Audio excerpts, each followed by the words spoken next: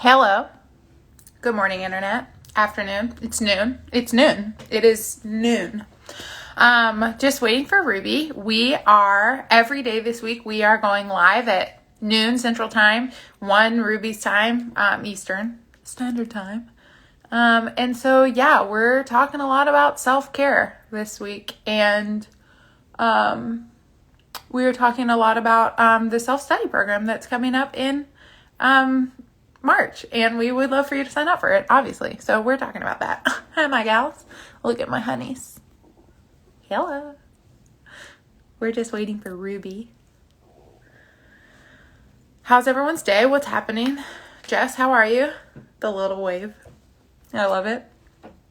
Y'all, also let me talk about a self-care thing that I have not nailed. When I put lotion on my face, I put it on my hands and then I go like this. And every day, it gets on my eyelashes and then it gets in my eyes. Every day. One time a gal at the gym was like, hey, was like, hey, you should maybe not get it on your eyelashes. And I was like, I don't know what to tell you about that. Anyways, we're still waiting on Ruby. She's getting out of a class right this minute. Hi, April.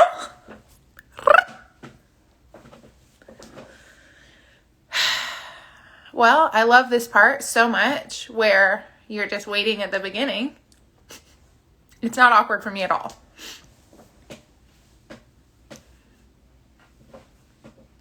If you've just arrived, what we are talking about today is many reasons.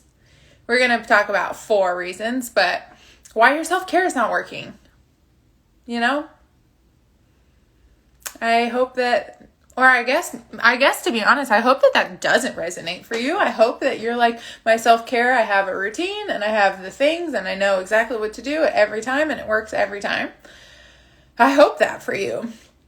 I know no one who that is the case for them. So, I bet it's not the case for you either. Ah, there she is. Look at my Ruby. Hi, Ruby. She's popping on. How do I add you, Ruby?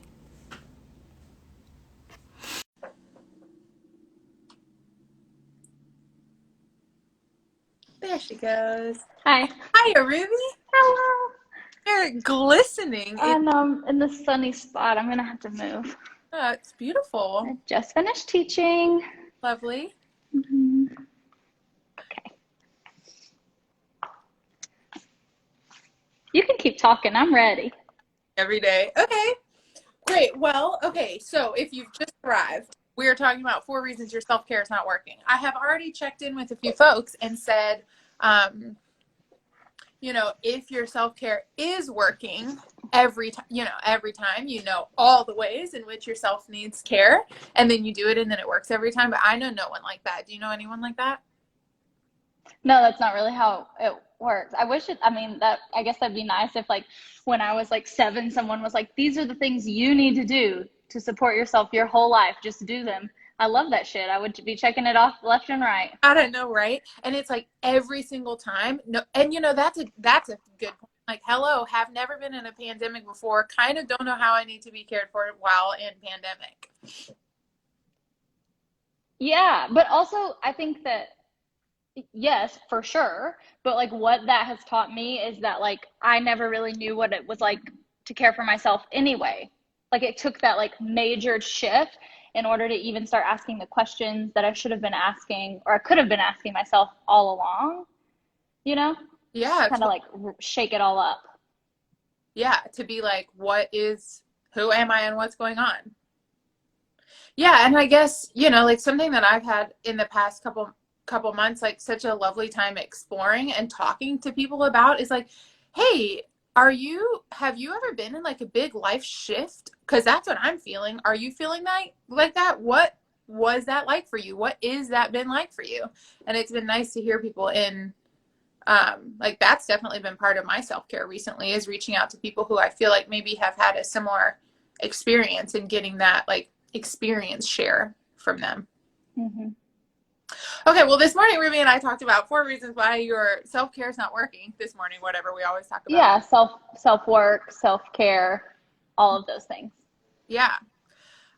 So let's dive in, Ruby. The Okay. first one, which I think is a major one that we have to think about and talk about, and something that I noticed running rampant on the internet is this. Okay, and I've talked to a lot of my friends who are therapists about this as well, and they experience this also with people coming into their offices. So, um, what I notice is that we get excited to start learning about ourselves. And then on the internet, we follow all these people who tell us, I don't know, all the internet professionals, right? Who tell us, here's what you might have. And I think stuff like, you have anxious attachment style, you have an avoidant attachment style. And it's like all of these, basically all day long via the internet, I'm learning about what's wrong with me. And according to the internet, right? And then what I do, or at least I definitely went through a phase of this, is like walking around the world being like, you have this, you have this, you have this, and you should all be working on those things. Yeah, and like I'm all for getting to know myself in any way that is helpful. I am like all for. I love my astrology with Channy, Nicholas. I love Enneagram. I love Myers-Briggs. I'm like all for all of it. And until it becomes something that's like a crutch. And also, yeah, like I'm like catch myself going around and like diagnosing everyone in my life around or like excusing them is another thing too. So either like one way or the other, either like blaming or excusing things on these like, oh, they can't help it, like this is just the way I am, or like, or yeah, this is what's wrong with me because of all of the fucked up shit in my past. And then just kind of like running or it's kind of like it makes me think of like tabloids or like a gossip column. It's just like literally like going in a circle, never solving anything or moving forward. And so then I know people who have like been in this work with us for a decade and they're still personally kind of like caught in the same loops. Mm-hmm. Yeah, and like and yeah, we get stuck in these. One thing I think about the loops though is because we move forward with our self work or whatever we're calling like the work. Um, and yeah, like as if all of this shit needs to be, as if what we're doing is fixing all of these things instead of learning how to be more and more and more human with each other. Yeah, we take the self work and the ways that we can get to know ourselves and we make that transactional with ourselves. We use it to fix and change and figure out, and then there's no relationship either with ourselves or with each other. And it's literally just we're pretending like we're using all the language and like the even like knowledge around personal like self-development or like self-knowing, and but it's really just repackaged like transactional capitalism. Yeah, totally. You remember at the leadership retreat last year with Crystal Clark? And Crystal, I love Crystal so much because of the way that she leads this work. She does a lot of work around the Clifton Strength Finder, which I love. And a major thing that Crystal has like shifted for me has been like, hey, we always look at the shit that's wrong with us or that's wrong with other people, and then we expect them to always be in the practice of fixing the thing that's wrong. And Crystal kind of speaks to like, okay, and so what about leaning into all of the things that's great about us? Like if we, And letting people support us with all the things that are great about them so that we evolve alongside one another instead of I have to fix my weaknesses and you need to fix your weaknesses so we can all be the best on our own. but yeah, but then what's happening to our strengths? Nobody seems to care about those. Which is maybe like right, like the second reason that your like self-work isn't working is because you expect to go it alone, that it should be something that you can figure out on your own, that you can do, and you're on this, like, you've got to figure out your path and your journey and get it all right and never get called out and never make a mistake and never hurt anyone's feelings. And if you're being held accountable, you must have fucked up. And if I can't do it alone, then I'm failing. Mm-hmm. Now I'm just speaking my own inner dialogue. Okay, so yeah, this morning, Ruby and I were on a phone call. On said phone call, my roommate and I got into an argument. Then we get off the phone call, and I stormed into his room, and I was like, "Let me tell you something," and let me tell you something right back to me. And then I was like, "Okay, well, I'm not having this argument anymore." And then we split, and we left, and then he needed to leave the house. And right as he was leaving the house, I just turned around and I looked at him and I said, like, "I love you." And he goes, "I love you too." And then we were able to, like, talk about it, come to, like, a better place about it, and then we were done with it. And what I noticed in that is that, so in the past, I wouldn't have continued that argument with him. But now I love him and I love me too. I needed to talk about that more. So my self-care was me needing to say to him, "Hey, fuck off," kind of, like, damn. And then, And you knowing and having an understanding that every disagreement isn't because something's wrong with you. yes, Isn't something you need to go to your room and fix about yourself. yes. And I felt that way. I even had that moment of like, "Oh no, I shouldn't have said what I said," or "I'm fucking up," or like, "Oh my God, was he holding me accountable to me causing harm in some way? Am I causing harm?"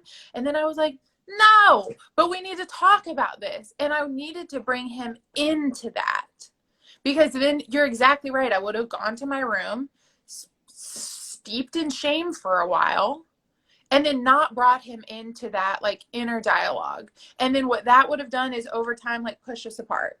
Yeah, and I think, like, yeah, you don't want that. And a big piece of it too is, like, for me, it's an internalized need to be right and to, like, get it right and to, like, do it perfectly. And that drives us apart because then it keeps me from connecting and having real human relationships. And, like, the urgency of needing to, like, get it right now keeps us from evolving alongside of one another. Mm-hmm. Yeah, and like something like what you were just speaking to is like, so I'm an 8 on the Enneagram. And what everybody loves to tell me about myself is how bad I am at vulnerability. And so for a while, what I did was, I think I probably gaslit people with vulnerability, like oversharing, right? Because I was like, I'm bad at this. And now what I recognize is that it's not necessarily that I'm bad at vulnerability. A practice now for me is discernment. Who gets to have it? And how does that support me in actually sharing vulnerable things within relationships that I care about, instead of working so hard on relationships that don't need so much time and energy from me? Mhm. Mhm. Yeah, and another piece that comes to mind with you talking about that is, like, yeah, like, this urgency to get it right now and to, like, always be good at the strength that I've figured out. So, like, for me, uh, I'm a Gemini and I'm a 3 and I really like communication. And in the last few months, I had an instance in a working relationship where I felt very misunderstood and I felt like a not a good communicator in the moment. And I spent 3 days shame spiraling in my head about, like, I must not know anything about myself because this thing happened, because I haven't, like, perfected that every interaction I'm going to communicate perfectly or whatever. And then that is, like, pulling my self-work, like, 15 steps back. Like, we've worked through that part, but, like, because of this internalized feeling that, like, I have to figure it out alone and do it by myself and be good at it, uh I'm real in that way. We get trapped not as far along as we think we are, which keeps us searching for the answers from the people on Instagram or whatever, and then we're like, oh, it must be my attachment style XYZ. That's the reason I'm like this. Totally. And the other thing that you just spoke to, like, again, repeated, is that we are not alone in this work. Like, in what you're just talking about is like, this was literally a thing with somebody else. They have a role here and they get to have their role. We get to have ours, and we don't have to take on every single person's role of growth. Yeah, because that's exhausting. Austin, I've and tried it. I've tried. Yeah, 100%. Okay, so then, and also this speaks to another one of our points, is that the expectation of what the work is going to get, right? So like what you just spoke to is like we're always in kind of this like internal work, right? And then the expectation for us is that when we go out into the world and interact with other people, like it's going to be easy, it's going to be great. Rainbows and roses. What'd you say? Rainbows and roses. Wow, rainbows and roses. All like what I find now is that like now because I'm in this work, like what I find now is that things that I recognize that I need to talk through with somebody is that often they now take more than one conversation. Like it's like an ongoing thing. Like, hey, we're going to be in a relationship together. Like we have this, right? We've been in working plus friend relationship now for like what, 8 years. We've really had to do some navigating of our stuff. And so the expectation for me now, and I used to feel very much this way with you, like, oh, something went wrong. I fucked it up. So then I'd kind of retreat back into my own stuff and be like, where'd you go wrong in that? And then I'd maybe kind of quietly think I fixed it and not say anything about it. And then, but now I'm like, Ruby, this thing happened. Can we talk about this thing? Because this is what's going down for me. Was anything going down for you? Yes, no. And like I used to make up a lot of stories about what was going on with us. And now I'm just like, is this happening for you? And sometimes you're like, yeah. And sometimes you're like, LOL, no. LOL. Yeah, like that point, will you reiterate the reason? Yeah, like the expectation of what you're gonna, of what life. Yeah, like what life's gonna be like out there once I've done the work. And like actually what I find is I have more conflict in my life than ever before, if we're like talking the definition of conflict.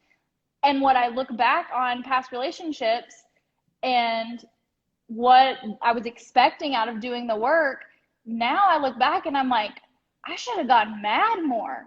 And I think we could have figured it out. Mm-hmm. You know, and I think too, I like, when I look back on like a lot of my, okay, like even if it's like just between us and our relationship, like 6 years ago, there was like an intimacy piece that was missing. And it is because our lack of conflict, right? Like the intimacy doesn't build if there's never any conflict. And part of the reason I think I feel so close to my roommate is because I'm like, conflict, conflict, conflict. And like we live here and we're both very good at taking space. Like we will end the conversation. Both of us will be like, I'm done with this, storm off from each other. And then, but we always, always come back to it. And that's okay for me. And that really has, especially during us being at home together 24 hours a day, 7 days a week for a year. I feel very close. I feel very intimately close to this person that I live with. And that is not like anything I've ever had before. And I think it is exactly because of the level of conflict that we have been able to navigate. Yeah, and what that makes me think of too is like, what's the point of doing the self work? And so where that intersects with like expectations that we have, because if we're living by like the point of doing the self work is to like be good or right or good enough, or even to just like get by without anybody like noticing.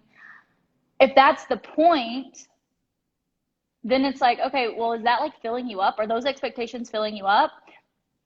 For me, I'm kind of like, what's the point of self work if I don't get intimacy out of it? If I don't feel more connected to myself and those around me, why would I even do this at all? If it doesn't deepen my relationships, why am I doing the work?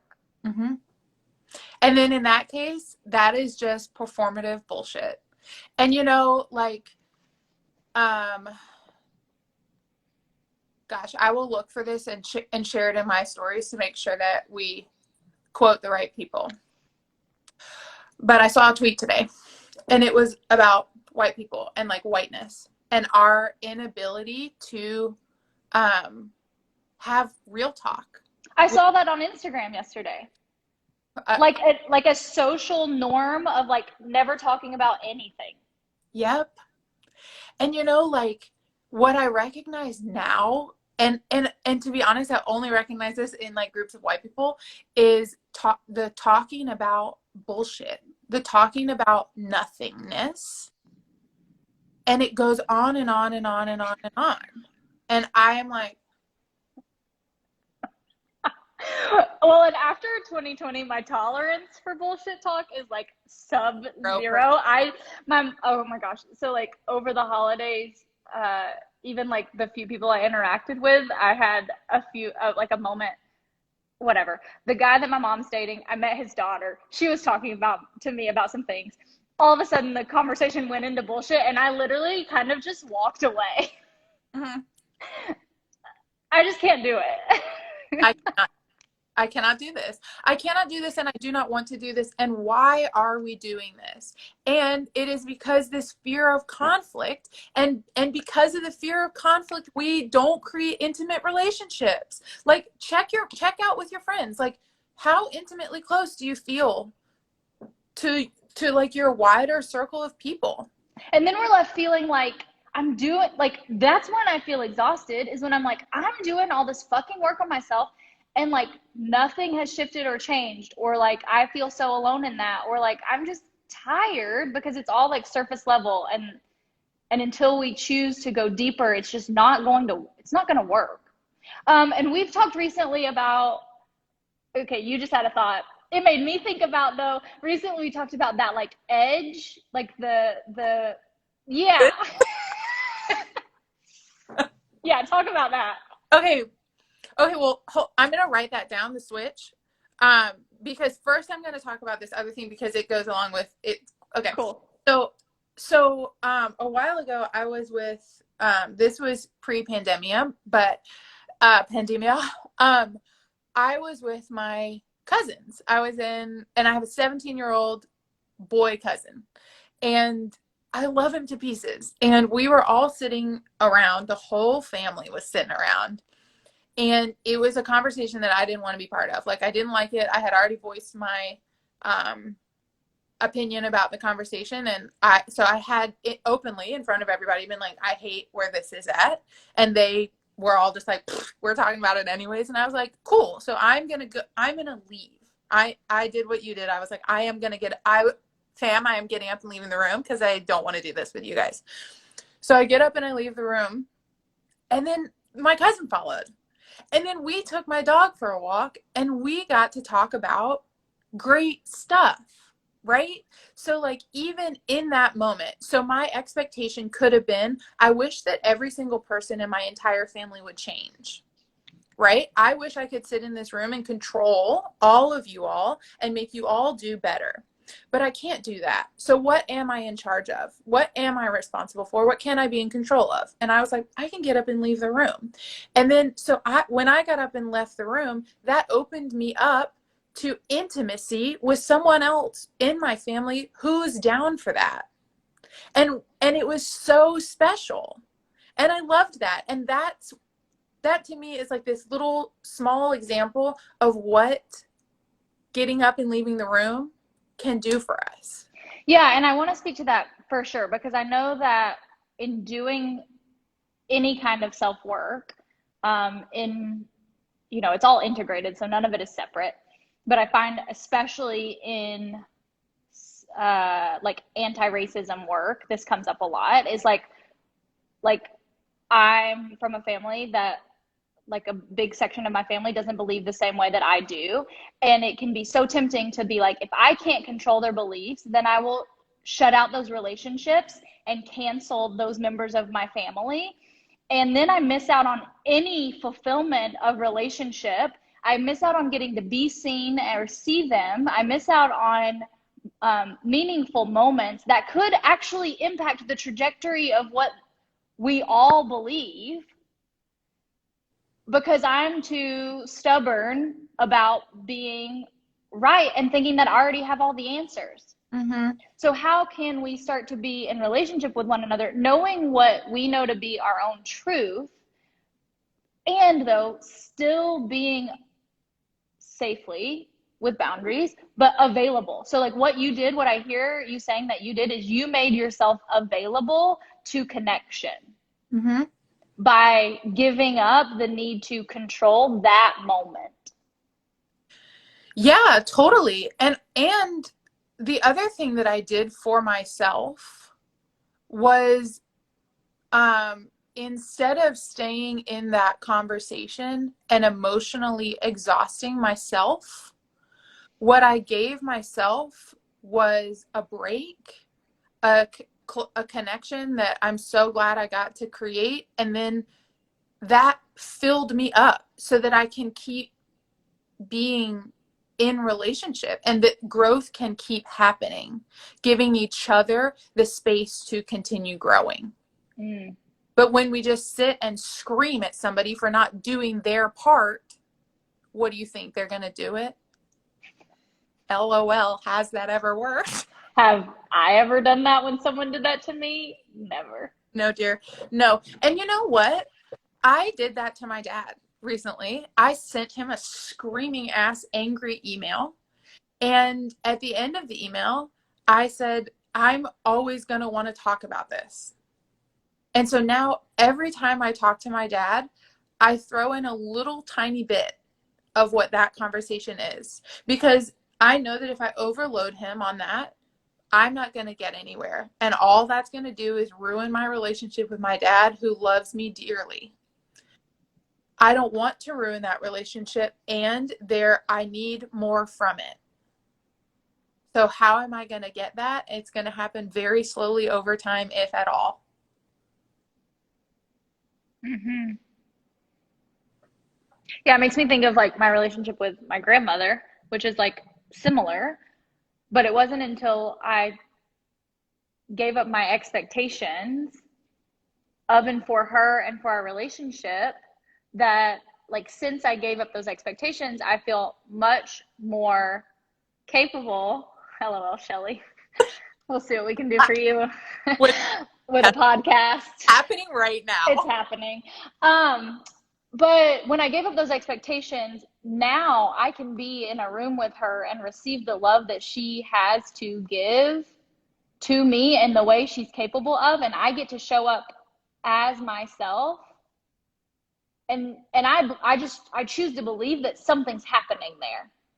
That doesn't mean that she's going to change everything she believes or the way she is before she moves on with her life, like in her life, into the next life or whatever.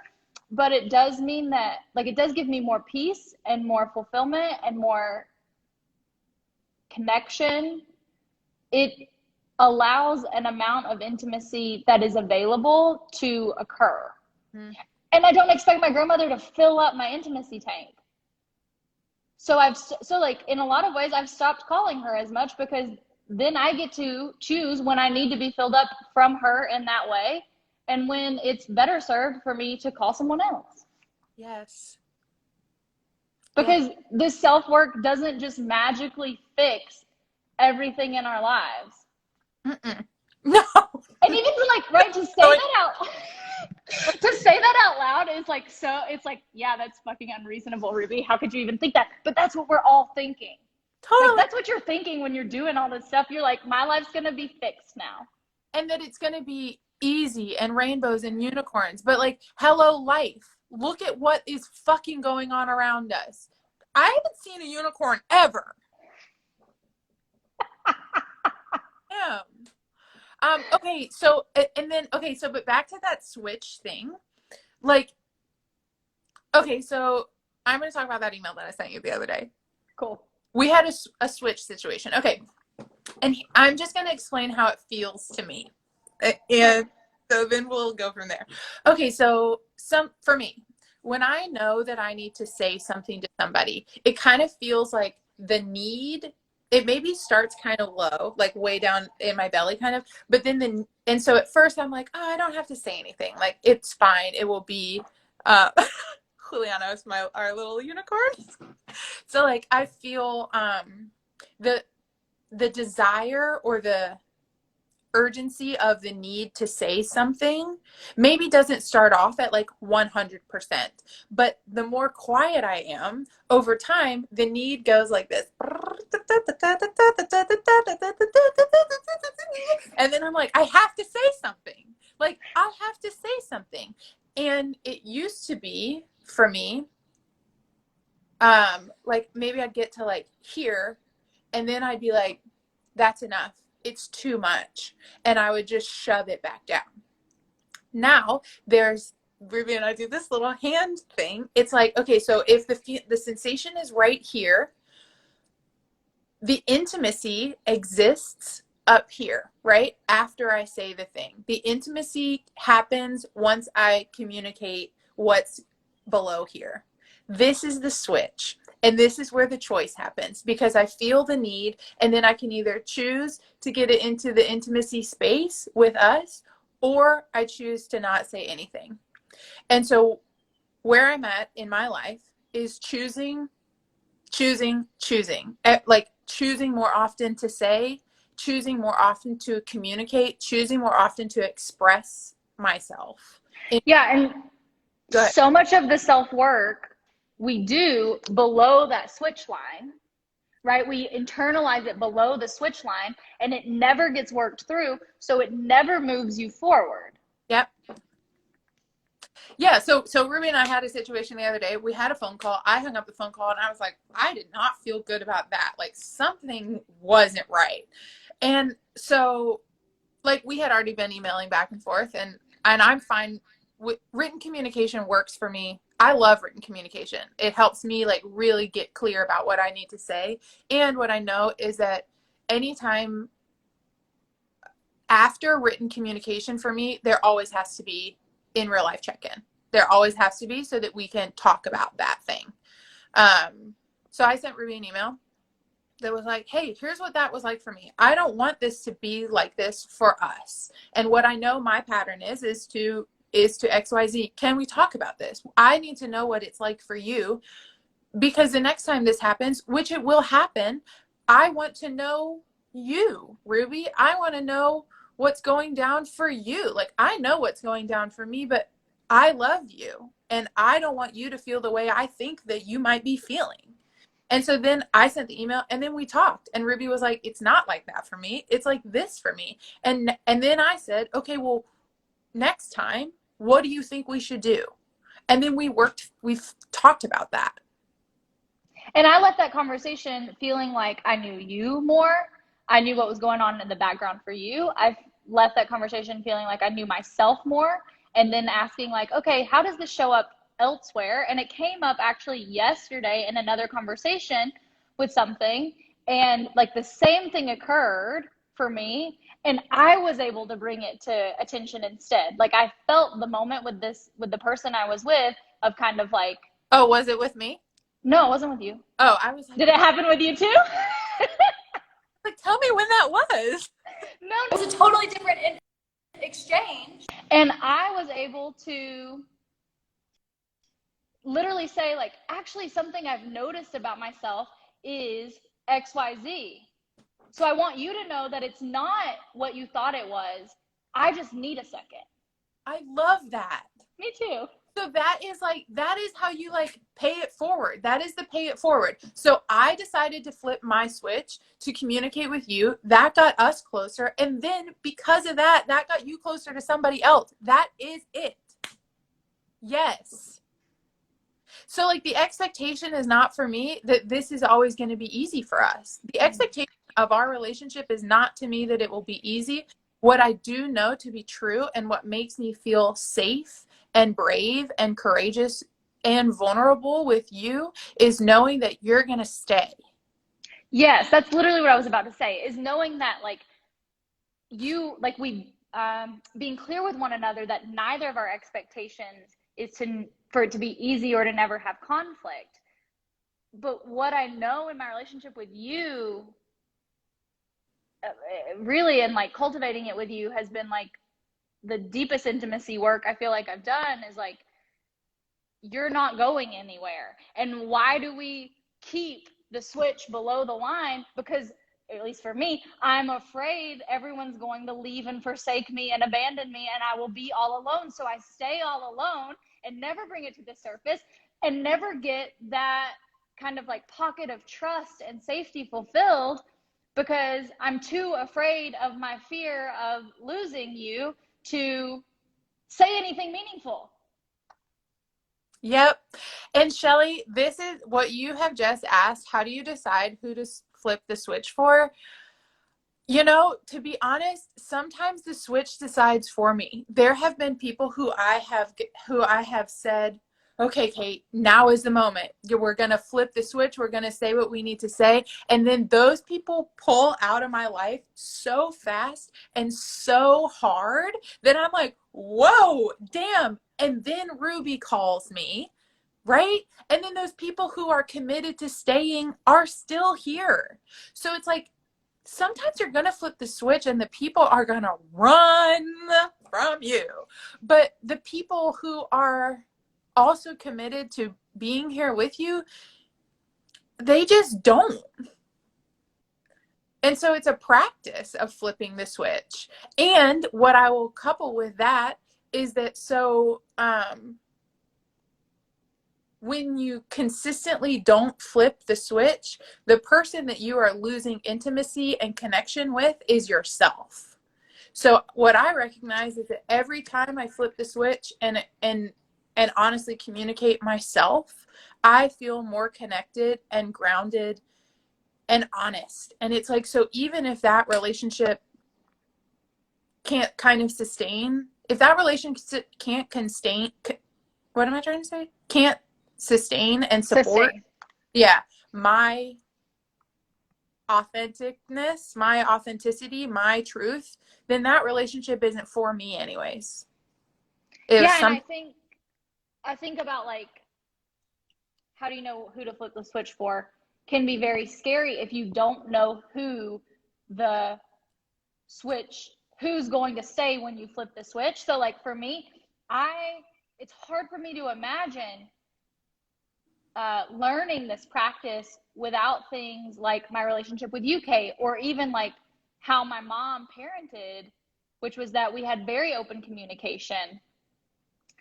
And so that's like part of what we're doing with the self-study program is creating and holding a container within which you know that everyone there is on board to stick around and do the work for the sake of the work, which is intimacy with oneself and each other. Mhm. And so we've kind of like done our job to be like, let's gather the people who have already done enough work to know that this is what they want and need. They need accountability and community that they can trust so that then out there in real life, it's not as scary to flip the switch, not knowing what that person's going to do because you know there is someone to call. Because it answers the question of like, am I alone? It's like, no, Never. never. But if I didn't have this already with you and I was like trying to figure this out on my own, I'd be like, but what happens when literally everyone leaves me? Totally. So, but here's the problem. And it's like, there is like in what community offers is the support, right? Like how many times, Ruby, there was one day, 2 years ago, when I called Ruby in a day like 7 times, and she picked up the phone every time, or at least I got a text that was like, "I'll call you in 20 minutes, Kate. Like I need a minute." I know you're going through a lot today, but I'm also going through a lot today, like living my life. But like, so what having the people what creating a community of people who are in this work does for you is they hold you. So like that was a day where I had fucked up. And as a human being, I get to fuck up. We all fuck up. And what the intimacy does is the people who we have to have the people who are going to love us through the fuck ups, because you will fuck up. That's it. That's the human nature of it. The next part is that Ruby told me, especially on that day, like, A, I love you. B, what are you going to do about this? How can I help you figure out what you are going to do about this to make this better, to show up and to stay in this? And so not only she held the space for my heart, and then she also invited me to flip the switch when it felt super scary for me to do that. And I was able to be like, and you've done this for me too, is to be like, and sometimes I need to hear this, is like, I'm not, like, you're not alone and I'm not going anywhere. Mm-hmm. I love you. And I'm here with you while you figure this out. And something else I want to point to is like having community. And I think like this is something that excites me about the self-study program, is that doing the work, being in self-work doesn't mean that everyone around you will have all the same interests and lifestyle and life trajectory. And something that like I have this relationship with you, and then I have another friend who comes to mind, and we have a lot, like we are not in the same line of work. We have a lot less in common in that way. She's not in the wellness industry or whatever. And so giving up that expectation broadens our capacity to be human with one another, because we live into the fact that there's not one way for all of this to manifest. Mm-hmm. Yeah, and that's the deal. We're not trying to create one way. What self-work and what your relationship with yourself can give you access to is the capacity to be in a relationship with so many different kinds of people. But when we're not able to hold our own stuff just like honestly and openly and with care, we can't do that for other people either. Mm-hmm. Yeah. So what the self-study it offers is access to community support, accountability support, and difference. So practice. So practice. Mm-hmm. Thrilled. I'm so thrilled.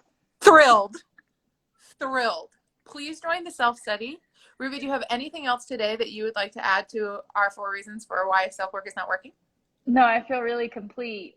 And we'll be with you all again every day this week. We're so thrilled to be here. Also, it's like to be here. It's our own Instagram pages. We're just doing this on our own. We're just bringing calls that we have in real life into Instagram. That's right. But also thrilled that you're here with us. Of course. Because what's the point in our stuff without people who are in it too? Mm-hmm. So yeah, thank you for being here. Yeah, and don't forget that if you sign up with a friend by February 1st, you both save $400 on the program. Friend, family, partner, roommate. Doesn't have to be your BFF. Might be great if it wasn't. Yeah, totally. Is Taylor gonna do it? Bless him. No, because that is, I don't have control over other people. Whether he does the any sort of self-study work or not. I know. And that really is big practice for me. And it really has made a big difference for me to really be in really intimate relationship with somebody who is not in this work the same way that I am. And I love it. Which doesn't mean they're not a good person. It doesn't mean they aren't like figuring life out. It just means it's not the same. Yep. Yeah, I love that. Well, he makes me fucking laugh all the time. And if that is not supportive of the way that I do self-work, that's one of the single most supportive things. Laughter for me. Mm-hmm. I need help with that. We swear we're fun. Yeah, needs to have some fun. Yes, and also that like being in community with people does bring fun to this because the deal is that self-work within shame spiral ain't gonna move. Yeah, your self work's not working if you're never having fun in life. Oh my gosh. No. Yeah. Hmm. Okay, love you. Okay, I love you. Bye, Bye, y'all. y'all. Being here.